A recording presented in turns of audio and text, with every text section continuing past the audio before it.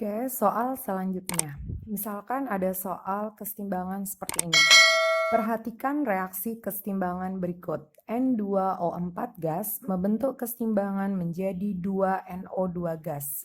Kemudian, jika N2O4 dibiarkan mencapai kesetimbangan pada suhu tertentu dan ternyata dalam keadaan ini, berarti tadi sudah mencapai kesetimbangan, berarti dalam keadaan ini itu maksudnya adalah dalam keadaan setimbang, jumlah mol N2O4 sama dengan jumlah mol NO2. Berarti kata kuncinya ada di sini.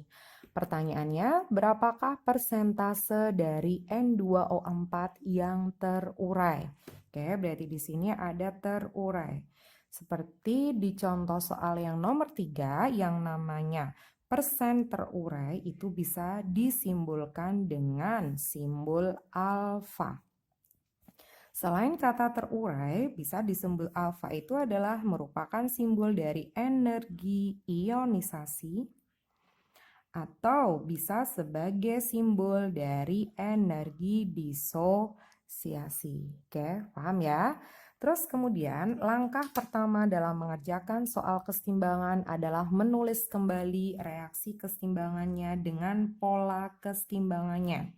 Berarti N2O4 gas membentuk kesetimbangan menjadi 2NO2 gas. Pola kesetimbangan, berarti kita menuliskan mula-mula, reaksi, kemudian sisanya. Oke, kembali ke bacaan soalnya. Tadi nggak ada kata-kata di mula-mula berapa, cuma pada saat kesetimbangan jumlah mol N2O4 sama dengan jumlah mol NO2. Karena sama, kita misalkan aja, berarti misalkan N2O4 dan NO2 dalam keadaan setimbang itu sama, kita misalkan 1. Ini 1, berarti ini juga berapa? 1. Oke, paham ya? Seperti yang sudah-sudah, bahwa yang sebelah kanan atau produk itu bisa naik ke atas. Berarti di sini adalah angka 1. Kemudian ini sebagai pembatasnya. 1 di sini untuk koefisien berapa? 2. Sedangkan di sini koefisiennya 1. Kalau 2 itu 1, kalau 1 berarti berapa? Setengah. Oke, paham ya? Kemudian yang namanya pertanyaannya mencari persentase yang terurai atau yang disimbolkan dengan alfa, alfa itu kan sama dengan reaksi per mula-mula.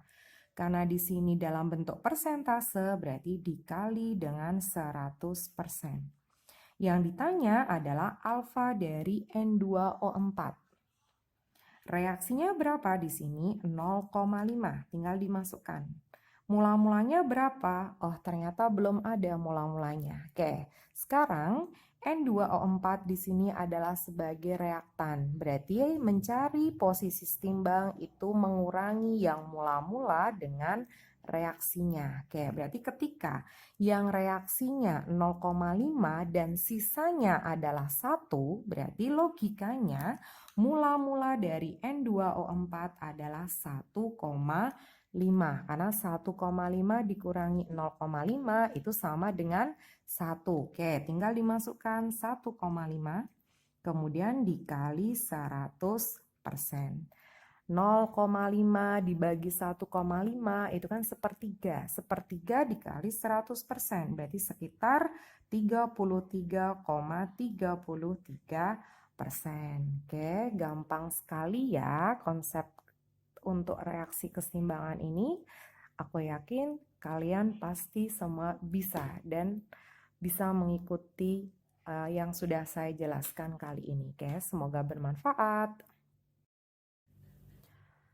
Soal kesetimbangan selanjutnya, misalkan ada soal seperti ini. Sebanyak 1 mol N2O4 dipanaskan dalam suatu ruangan sehingga 50% terurai membentuk NO2. Oke, berarti di sini ada persen yang terurai. Oke, berarti derajat penguraian di sini simbolnya adalah alfa. Kemudian jika tekanan total dari campuran gas itu adalah 6 atm, berapakah nilai Kp untuk reaksi berikut ini? Oke, berarti langkah pertama tulis dulu persamaan kimianya. N2O4 gas membentuk kesetimbangan menjadi 2NO2 gas. Dicek, oh reaksinya sudah setara. Kemudian pola kesetimbangan M, R, dan S. Dimasukkan data yang diketahui di dalam soal. Sebanyak 1 mol N2O4. Berarti N2O4 yang dimasukkan ada 1 mol. Terurai sebanyak 50%. Berarti alfanya ada 50%. Rumus alfa itu sama dengan reaksi per mula-mula. 50% sama aja dengan 0,5.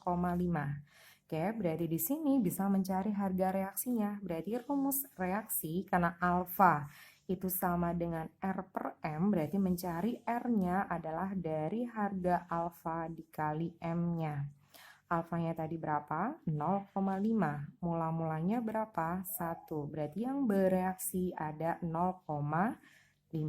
Oke, tinggal dimasukkan ke sini. 0,5. Oke, berarti di sini 0,5 sebagai pembatasnya. 0,5 ini untuk koefisien berapa? 1.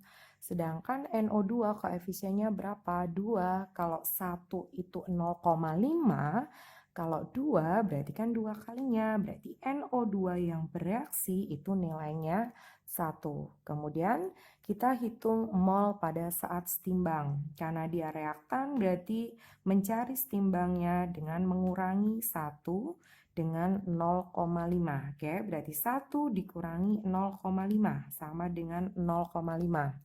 Sedangkan produknya itu dijumlah 0 ditambah 1, berarti 1. Kemudian kita tuliskan rumus KP. KP itu adalah tetapan kesetimbangan tekanan. Tekanan yang berpengaruh hanya untuk fase gas. Kebetulan di sini reaksinya semua adalah fase gas, berarti berpengaruh semua.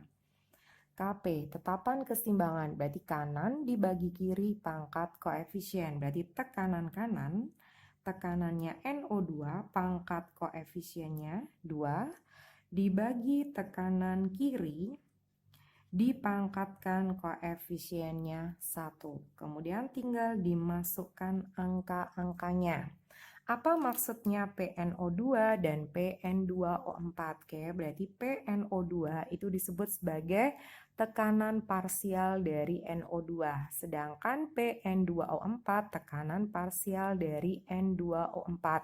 Bagaimana rumus mencari tekanan parsial? Kita misalkan dengan PX. Kalau kita mencari PX, berarti yang di atas adalah molnya X, dibagi mol total pada saat setimbang, kemudian dikali dengan P total. Oke, berarti rumus tekanan parsial, misalkan kita ambil contoh PX, berarti PX itu sama dengan mol X dibagi mol tot dikali P tot. Oke ya, yuk kita masukkan. PNO2 berarti mol yang di atas adalah mol NO2 yang dimasukkan dalam posisi timbang. Berarti molnya berapa di sini? 1. Dibagi dengan mol total. Berarti mol total dari semua yang terlibat pada saat setimbang.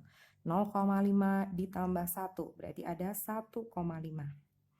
Kemudian dikali tekanan total. Oke, kita lihat soalnya bahwa tekanan totalnya adalah 6 atm. Berarti dikali 6.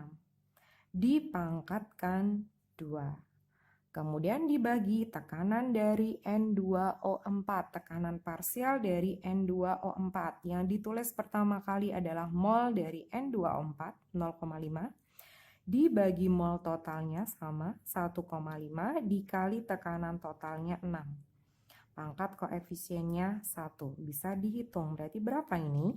6 dibagi 1,5 itu adalah 4. 4 dikuadratkan 16. 6 dibagi 1,5, 4. Setengah dari 4, 2. Berarti 16 dibagi 2. Berarti besarnya KP itu ada 8. Oke, bisa mengikuti ya semuanya ya. Oke.